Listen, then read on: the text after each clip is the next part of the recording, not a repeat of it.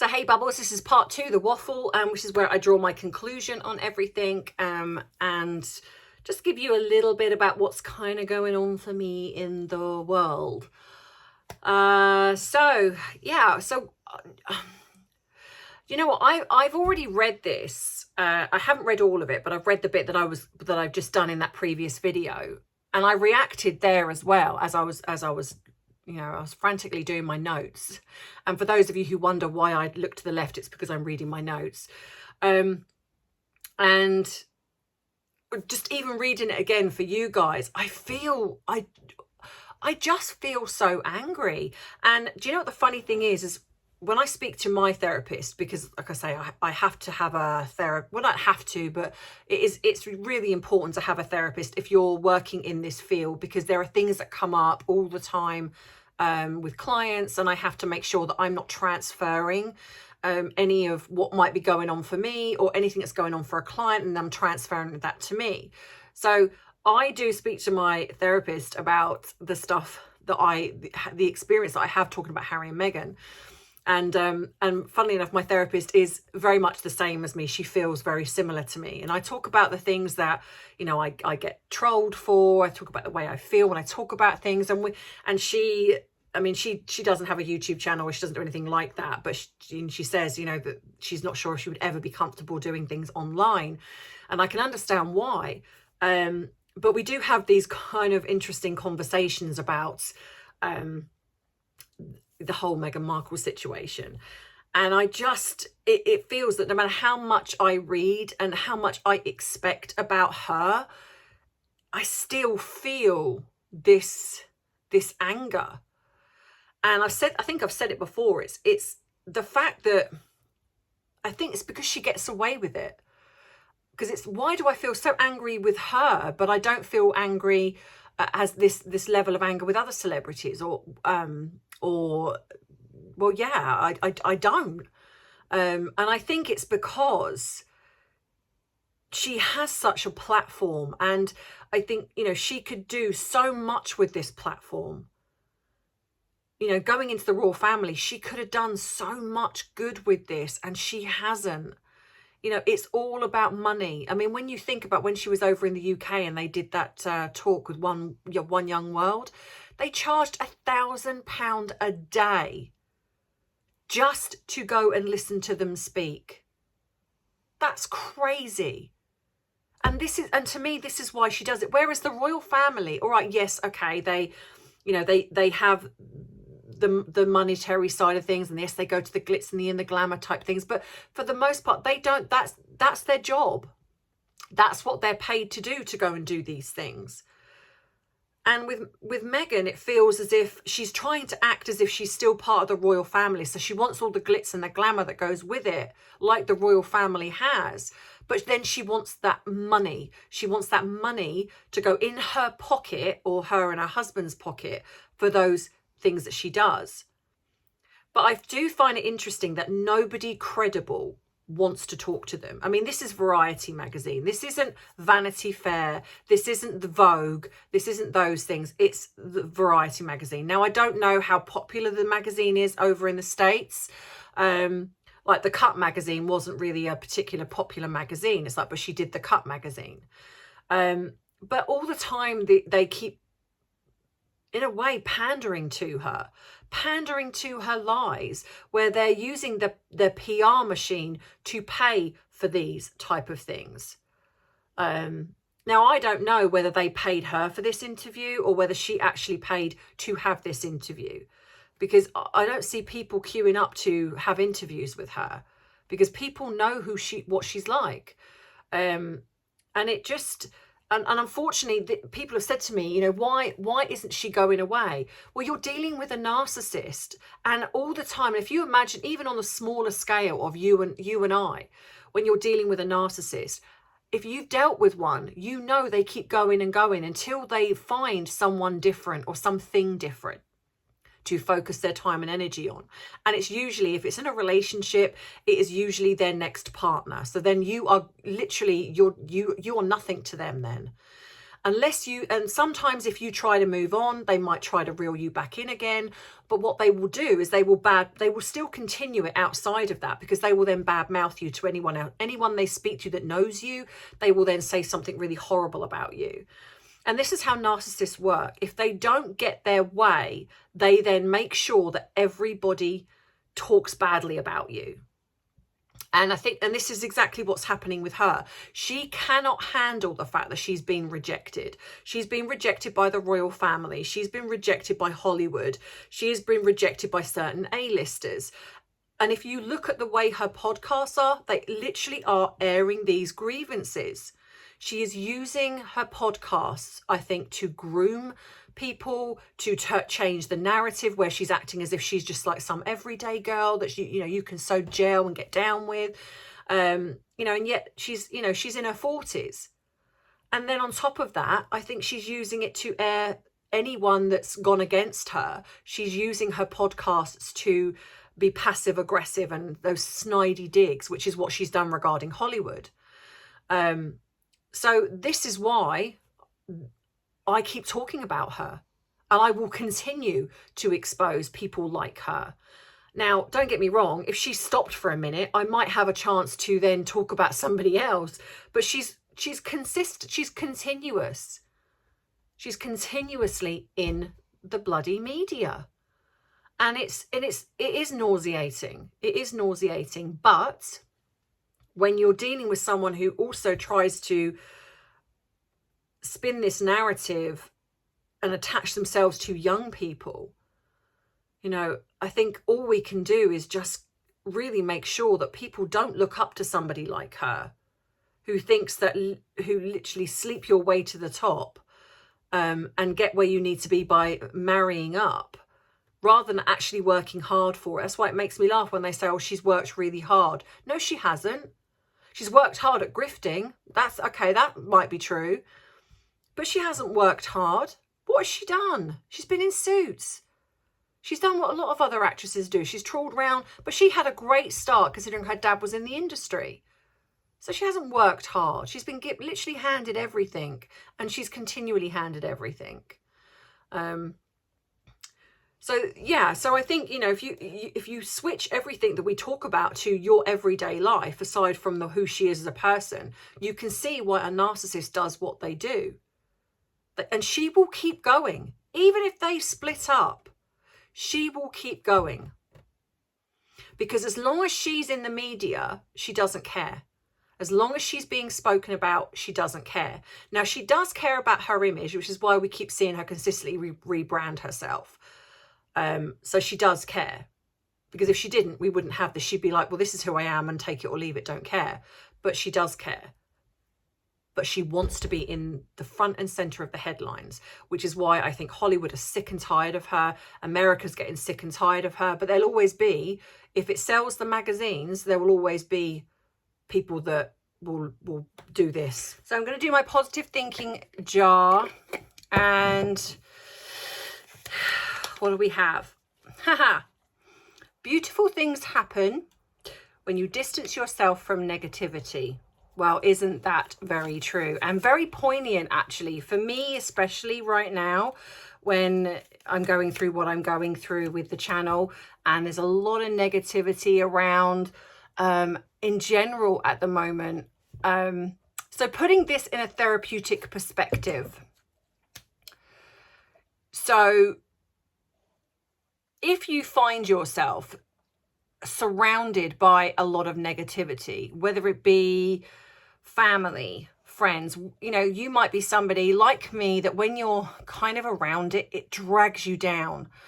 And you feel, you can go into, say, a room full of people and you just get that vibe about somebody, and you're right because you go over to them and they're either just a real negative energy, or there's just something about them, and you come away feeling really drowned. Where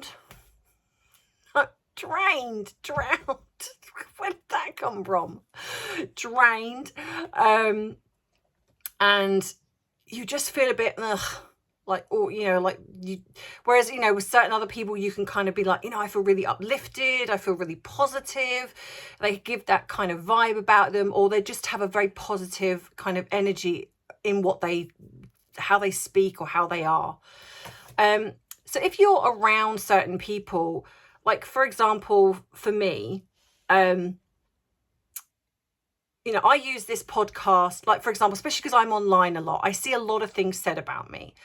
Now, for the most part, like last year, I did kind of get into it. I went into in a way, the darkness of it, and it really affected my mental health. And I had to go to my therapist a lot and talk about what was going on, because it was affecting my work. It was affecting me as a person, me as a mum, with my friends. It really was. So I had to do a lot of work on that as to why it was affecting me so much. And I think it's because it stems back from probably when I was bullied when I was a kid, and this kind of need to defend myself. But I've come to realize over time that you can't change how people think. You're going to get the people that just want to believe it anyway. And then you're also going to get the people that just decide to align with negative people because there's more drama. They like the drama. They're kind of addicted to it in some way. But it's not my job to change someone's opinion, because if somebody comes to me, which they have, and they have said, look, we've heard this said about you, or we've seen this said about you. Is it true? You know, what's your side? In which case then I can come and I can kind of go, right, okay, here's my side, and this is the truth, that how I'm saying it, but what you choose to believe is entirely up to you. Now, everything that I have seen said about me, I know that I can back my side of it with facts, with proof, because that's why I feel it's important always to ask for evidence, always to ask for proof. So if someone comes to me, even in my emails, and says, look, you know, so-and-so has said this about you, then, you know, I do say, thank you for letting me know, but could you send me some proof of that, please? Because I need to see it. Now, if they don't come back with any, then it doesn't mean to say that it's not true, but maybe they just don't want to get involved anymore, and that's fine. But a lot of the time they do come back and say, look, you know, here's a screenshot, in which case I see it. And that's fine. So whenever somebody asks me, I always show proof. I always say, don't just take my word for it. You know, go to this particular website, or social media site, and you will see what this person is saying about me, or someone that's close to me. Or I have a screenshot, let me show you. For example, the things that were said about that I've apparently given a certain person information. Well, the people that matter, i.e. when I spoke to Eric, I showed him what had been said. So he knew exactly what he could see, that I didn't send him anything. But it doesn't stop people talking about me. It doesn't stop people drawing their own conclusions, and that's okay. In fact, to be honest, all the time they're talking about me, that says that I'm affecting them in some way. So if somebody says to you, okay, look, this has been said about you, then you can give your version, your side of things. And that's a respectful thing to do. If somebody comes and says, look, you know, rather than just believe what they're saying, this is what I want to ask you. But if you're around people that are choosing to believe what somebody is saying about you without even coming to you and saying, this has been said, what's your version? Then that in a way shows you that perhaps they're just somebody that isn't either interested in the truth, they're not interested in your side because they don't care about you, or they just don't want to, they're more friends with the other person. And in which case then you have to say to yourself, well, do you want that person in your life anyway? You know, do you want people in your life that are going to side with somebody else just because they're saying something about you, or the fact that they're just someone that wants to kind of get involved in someone that's mean and not very nice? Now, I know that sometimes it can be family, but also even with that, you know, you can be civil, but you can say, well, you know what, I'm not going to trust you. I'm not going to give you that part of myself, but I understand that this is family, and I've got to go to social, you know, family get-togethers and things like that. So I have to put up with it. You have to make that choice rather than, like I did, consistently feel like I've got to defend myself. You know, I have to, like, even with this channel, or even with any social media that I'm on, I care about the people that follow me. I care about my subscribers. I care about the people that are taking their time out of their day to watch my videos and to show their support in one form or another. I don't care about people that don't watch my videos or don't particularly like me, that want to talk badly about me. I don't care about them. They are strangers. And as much as, yes, so are the people that watch my videos, but you become less than being strangers and part of this bubble family that we're creating. So that matters to me. And that's the only thing to do with online that matters to me, are the people that support me. Anyone else outside of that does not matter. So when I've got channels that are attacking me or people that are attacking me, I don't care. They don't matter. Now, okay, it might seem that by talking about it, maybe it does matter. Well, no, because when you talk about it, it helps me air things out. Also, because I want you to feel that you have a space to talk about things. So by me airing it, I hope that then in the comments, you are able to say, yeah, look, you know what, this is happening for me, and I've held this in for so long, and it's really bothered me. So for me to talk about it, it gives you an opportunity. Oh, hello, Arthur. Are you joining us again? Yeah. It gives you a chance to also talk about it, because if I don't, then you might feel that, well, if no one else is talking about it, I can't say anything. You know, maybe you're being bullied, or maybe you're dealing with this type of thing in your friends or family or wherever, place of work, and you don't know how to deal with it. So by me bringing it to the forefront and talking about it, it gives you an opportunity to say, this is happening to me too. And I just need some help. I just need some support, whether it's someone in the bubble community, or maybe you want to email me and I can help you. And that's what we're here for. And that's important. You know, we keep talking about these things. We don't keep shaming people. And I'm not saying us here, but just what we do is we almost shame people into not talking about it. It's like, oh, just ignore it. Just let it go. But unfortunately, ignoring it doesn't help, because you still become affected by it. You know, I'm not saying that you need to go and talk to the person that's doing it. Maybe you can, but even if you're able to talk about it in here, let's make this space a place where people can come and talk about these situations and their concerns and worries and fears without fear of being shamed for doing so. So if you or anyone else that you know is being affected by something like this, whether it be somebody that's in your family, your work, your friends, firstly decide whether this person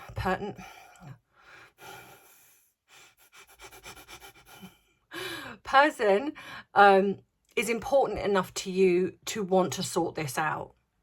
So if it's somebody that you care about, then maybe go and speak to them and say, look, this is what I've heard. This is what I would like to talk about and sort out. If you are hearing something being said about somebody, don't just take that person's word for it. Ask for proof. I've said this so many times. Ask for evidence, proof.